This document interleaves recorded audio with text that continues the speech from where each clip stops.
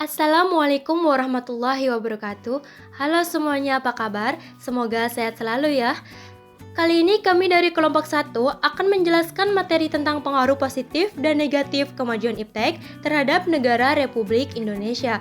Langsung saja kita bahas materinya di slide berikutnya.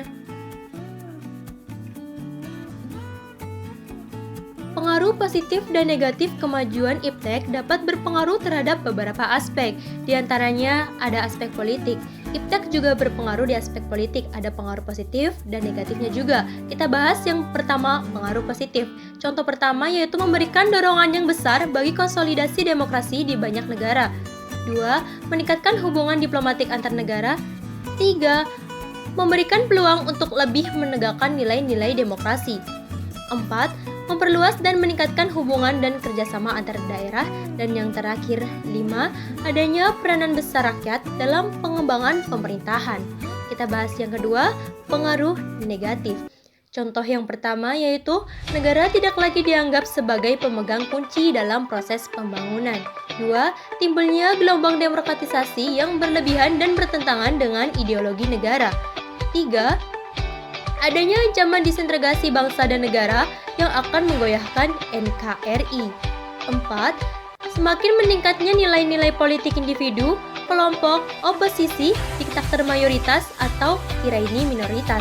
Dan yang terakhir, 5. Timbulnya fanatisme etnis dan agama dalam forum organisasi. Kemajuan iptek juga berpengaruh di aspek ekonomi. Ada pengaruh positif dan negatif juga. Kita bahas yang pertama, pengaruh positif. Contohnya yaitu pertama, makan meningkatnya investasi asing atau penanaman modal asing di negara. 2. Makin terbukanya pasar internasional bagi hasil produksi dalam negeri. 3. Mendorong para pengusaha untuk meningkatkan efisiensi dan menghilangkan biaya tinggi.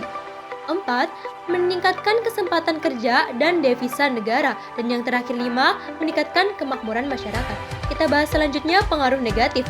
Contoh yang pertama, terjadinya pengangguran bagi tenaga kerja yang tidak memiliki kualifikasi yang sesuai dengan yang dibutuhkan.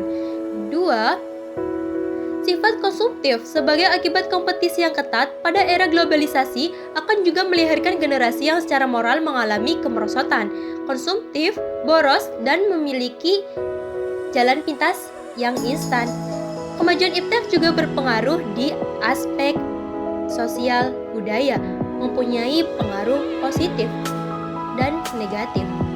Pengaruh positif diantaranya meningkatkan rasa percaya diri kemajuan ekonomi di negara-negara Asia, melahirkan fenomen yang menarik. Perkembangan dan kemajuan ekonomi telah meningkatkan rasa percaya diri dan ketahanan diri sebagai suatu bangsa akan semakin kokoh. Bangsa-bangsa barat tidak lagi dapat melecehkan bangsa-bangsa Asia. Dan yang terakhir 2, melahirkan generasi yang disiplin, tekun, dan bekerja keras. Kompetisi yang tajam di berbagai aspek kehidupan sebagai konsekuensi globalisasi akan melahirkan generasi yang disiplin, tekun, dan bekerja keras. Dan yang terakhir kita bahas pengaruh negatif. Contoh yang pertama yaitu kemerosotan moral. Kemajuan teknologi membuat berbagai kalangan masyarakat, khususnya di kalangan remaja dan pelajar, mengalami kemerosotan moral. Dan yang terakhir 2, kenakalan remaja. Tindakan menyimpang di kalangan remaja semakin meningkat, di mana kewibawaan tradisi-tradisi yang ada di masyarakat seperti gotong royong dan menolong telah melemahkan kekuatan-kekuatan sentripetal yang berperan penting dalam menciptakan kesatuan sosial. Kemajuan iptek juga berpengaruh di aspek yang terakhir, yaitu aspek hukum, pertahanan, dan keamanan.